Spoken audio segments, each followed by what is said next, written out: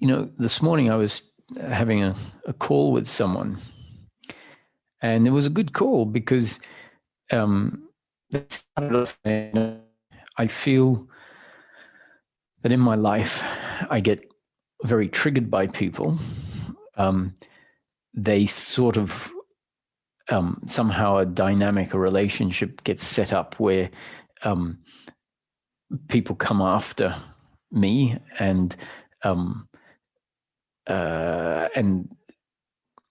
sort of, in different ways attack verbally and behaviorally. And then the person I was speaking to says, and that really fires me up. And I just want to get revenge. I just want to get back. And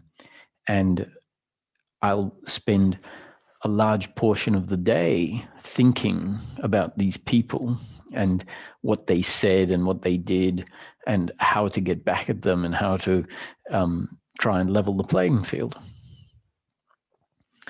And I understand that those forms of feeling, those ways of interacting and feeling certain things out of the interaction, whether in this case it was resentment and hatred, anger, blame, feeling diminished, needing apologies, let's say, or wanting to call the person out for what they did and not being able to let it go. It's feeling it's really personal. Now, that feeling, I think most people could relate to, and if it's not that one, because we're all a little different, but there's some very standard things. There are a lot of other people that will fit into a category of feeling just inadequate in their interactions. And those feelings, whether it's resentment or blame or inadequacy, they're real, they're palpable. And it's not about saying, "I'll let it go," or stop, or see life differently. What arises is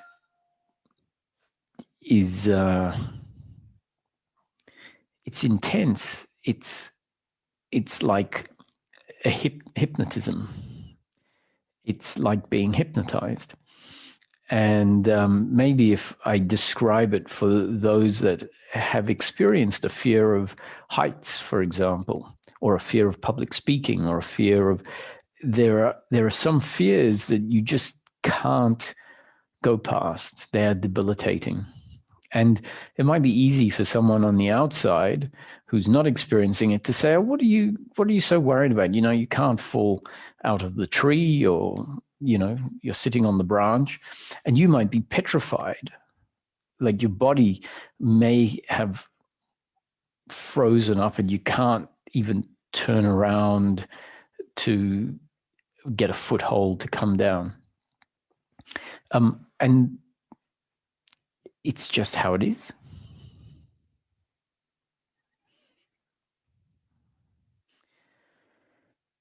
So this person I was having the conversation with said, "I'd like to be able to respond in those situations forcefully and get my point across, and I'd also like to be able to then let it go." And basically a whole lot of wishful thinking, or saying, "This is what I would like. It doesn't feel good. This what happens doesn't feel good. So what I would like is all of these much more favorable responses." And the truth is, you can't have that.